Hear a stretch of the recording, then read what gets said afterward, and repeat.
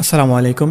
এক ভাই আমার কাছে একটা সাহায্য চেয়েছেন, সেটি হচ্ছে একটা পাসপোর্ট সাইজের ফ্রি সেট দিতে। আসলে ফ্রি সেট একটা ডাউনলোড করবেন, তারপর হচ্ছে এটি আবার আপনি ওখানে পেস্ট করবেন, আপনার ছবি আপলোড করবেন, অনেক হ্যান ত্যান অনেক ঝামেলা। তো আমি আপনাকে একটা ফ্রি সেট দেওয়ার থেকে আরও একটা সহজভাবে কীভাবে করা যায়, আমি সেই হিসাবে আজকের এই ভিডিওটি তৈরি করেছি।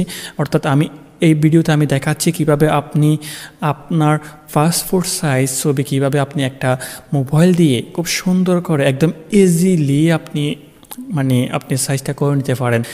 তো আমার জানার মতো আর পাসপোর্ট সাইজের কোনো প্রিসেট নাই, যদিও ফটোশপের জন্য রয়েছে, কিন্তু এই লাইটরুমের জন্য আমার মনে হয় না যে প্রিসেট রয়েছে যে আপনার পাসপোর্ট সাইজ ম্যাক করবেন। তো আমি আপনাকে হয়তো প্রিসেট দিতে পারতেছি না, কিন্তু আপনাকে আমি আরও একটা সহজ পথ দেখিয়ে দিচ্ছি কীভাবে আপনি পাসপোর্ট সাইজ ছবি তৈরি করবেন, বা আপনি যে কোনো একটা ছবির আপনার পাসপোর্ট সাইজের অর্থাৎ অফিসিয়াল একটা সাইজ কীভাবে তৈরি করবেন সে বিষয়ে একটা আমি টিউটোরিয়াল দিতে যাচ্ছি। আসলে সেই টিউটোরিয়ালটি হচ্ছে এই ভিডিওটি। তো কথা হচ্ছে কি, আপনি কিভাবে সেই কাজটি করবেন। আপনার একটি মোবাইল লাগবে, আপনার যে কোনো কনফিগারেশনের একটি মোবাইল হবে, 1 GB RAM হলে এনাফ, ঠিক আছে। আপনি খুব ছোট্ট একটা সাইজের একটি অ্যাপস ডাউনলোড করতে হবে। অ্যাপসের লিঙ্ক আমি ভিডিও ডেসক্রিপশন বক্সে দিয়ে দিচ্ছি, আপনি সেখান থেকে খুব সহজে ডাউনলোড করতে পারবেন। ওকে, তো আপনি সেখান থেকে ডাউনলোড করার পর আপনি কোন কোন কাজগুলো করবেন আমি খুব সহজে আপনাকে খুব স্পষ্টভাবে দেখিয়ে দিচ্ছি স্ক্রিনে, আপনি দেখতে থাকুন। এবং আপনি খুব সহজে, আপনি যদি এই ভিডিওটি স্কিপ করেন তাহলে আপনি পারবেন না, নাও পারতেও পারেন, কিন্তু আমি গ্যারান্টি দিচ্ছি যে আপনি যদি এই ভিডিওটি স্কিপ না করে খুব সুন্দর করে, একবার না বুঝলে আরেকবার দেখবেন, যদি খুব সুন্দর করে দেখেন তাহলে আপনি খুব সহজে আপনি যে কোনো একটা ছবির পাসপোর্ট সাইজ ছবি বের করতে পারবেন। ওকে, তো আমরা কথা না বাড়িয়ে সরাসরি ভিডিওতে চলে যাচ্ছি।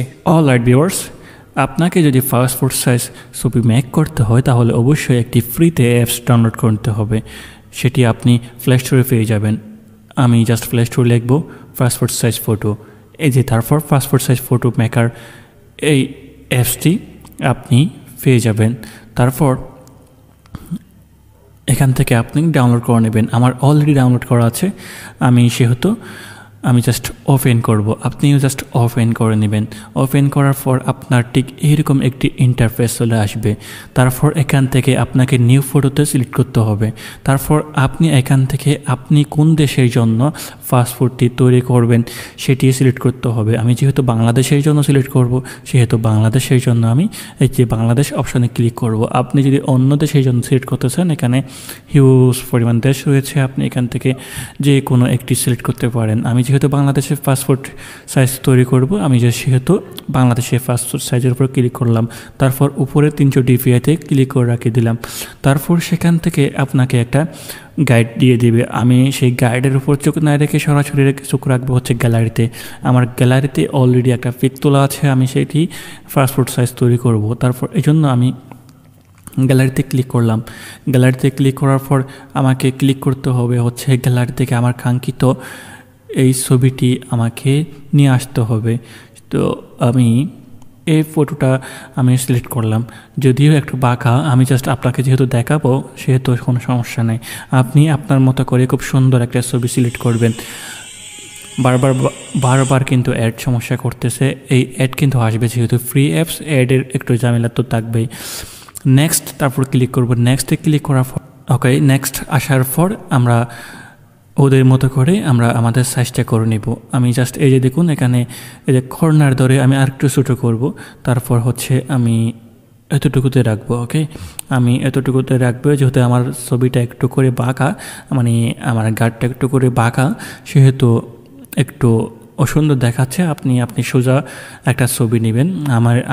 আমি এটি যেহেতু কোথাও ইউজ করব না, আমি জাস্ট আপনাকে দেখানোর জন্যই এটি তৈরি করতেছি, সেহেতু আমি যে কোনো একটা ছবি দিয়ে আমি কাজটা করে দিচ্ছি। আপনি আপনার মতো করে ভালো একটা ছবি দিয়ে করবেন। তারপর হচ্ছে ক্রপে ক্লিক করে দিব। ক্রপে ক্লিক করার পর আমি চাইলে এখান থেকে ব্রাইটনেস, কন্ট্রাস্ট এগুলো বাড়িয়ে নিতে পারবো। এই যে আমি চাইলে এগুলো বাড়িয়ে নিতে একটু ক্লিয়ার করে দিতে পারবো, ঠিক আছে। তো এখন হচ্ছে আপনাকে জাস্ট নেক্সটে ক্লিক করব। নেক্সটে ক্লিক করার পর এই যে এখন আমরা ব্যাকগ্রাউন্ড কালার চেঞ্জ করব না, আমরা শুধু এখন ফটোর সাইজটাই করব। ওকে, তারপর হচ্ছে এখানে সেভ বাটনে ক্লিক করে দেব। সেভ বাটনে ক্লিক করার পর স্কিপ বাটনে ক্লিক করব। এখন হচ্ছে আমাদের কাজ মোটামুটি শেষ। এখন হচ্ছে দুইটা অপশন আসছে, একটা হচ্ছে জেপিইজি আর একটা হচ্ছে পিএনজি। ওকে, তো আমরা রাখবো হচ্ছে জেপিইজি। পিএনজিতে যখন রাখবো তখন হচ্ছে আমাদের ব্যাকগ্রাউন্ড কালার আমাদের ব্যাকগ্রাউন্ড যেটি রয়েছে সেটি হচ্ছে একেবারে রিমুভ অবস্থায় যখন থাকবো তখন আমরা পিএনজিতে রাখবো। ওকে, তো আমরা এখন জাস্ট জেপিইজিতে সিলেক্ট করলাম। এখানে আমি চাইলে একটা নাম দিতে পারি। ওকে, আমি একটা নাম দিয়ে দিলাম। তারপর আমি জাস্ট সেভ বাটনে ক্লিক করব। সেভ বাটনে ক্লিক করার পর সেভ বাটনে ক্লিক করার পর কাজ শেষ। আমাদের ছবিটি কিন্তু এখন ছবিটি আমাদের গ্যালারিতে সেভ হয়ে গেছে। আমরা জাস্ট ডান বাটনে ক্লিক করে দিলাম।